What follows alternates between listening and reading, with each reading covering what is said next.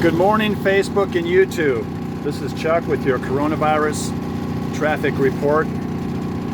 It is January 11th, 10:59 a.m. and I'm here at Elk Creek at the back gate waiting for them to come and get me and load my truck for tomorrow. I recently sent a video about geoengineering, as some refer to as chemtrails.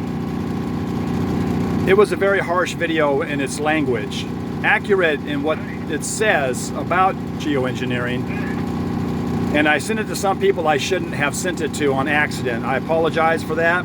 I meant to send a different video, which I did replace and sent the right video. Chances are pretty good they won't watch the video anyway. Geoengineering is real. Many tests have been done. There's thousands, hundreds, virtually hundreds of thousands, if not millions of people worldwide who know this is a real event. Many tests have been done on the soil, rain, and trees, ocean water, air quality, even following planes that are emitting these chemicals and checking what's being emitted. Trimethyl aluminum oxide, barium, strontium, even coal dust in some cases. NASA and other military organizations and government organizations admit that they have such a program in place. What they say is, well, they haven't started doing it yet, but they admit that it's there, and they have been doing it. And I've personally witnessed it.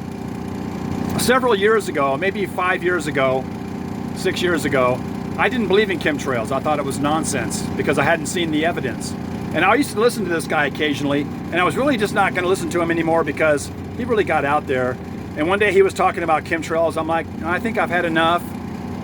But he said something that caught my attention. He said, people don't look up.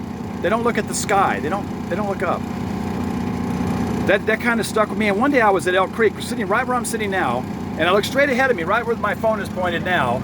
And it was a clear blue sky. It was about 8 o'clock in the morning in summertime. And I saw a plane coming from the horizon in front of me, and it went straight over the top of my truck in a clear blue sky and left a trail from as far back as I could see the plane and as far as I could see that it went past.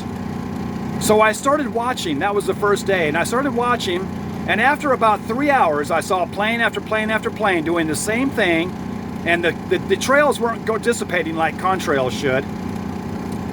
And after about 3 hours, the entire sky was no longer blue from horizon to horizon. It was covered with a kind of milky, whitish, grayish substance. Anybody ordinarily just driving around in their car and looking at the sky would think it's just a cloud cover. Every single bit of what was in the sky came from the back of an airplane. There is no possible way that condensation could do this. I saw it many times. It was happening almost routinely right here in the McMinnville, Portland, Salem area.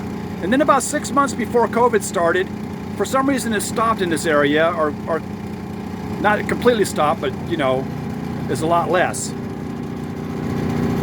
But it's still happening in many other places. There's lots of information out there about it. I recommend geoengineeringwatch.org. geoengineeringwatch.org.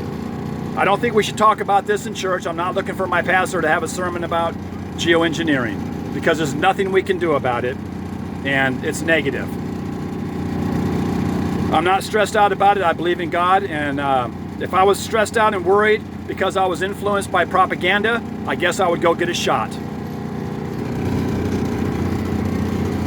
And that's something else I want to talk about, because the fact that we're not talking about vaccines in church is disturbing.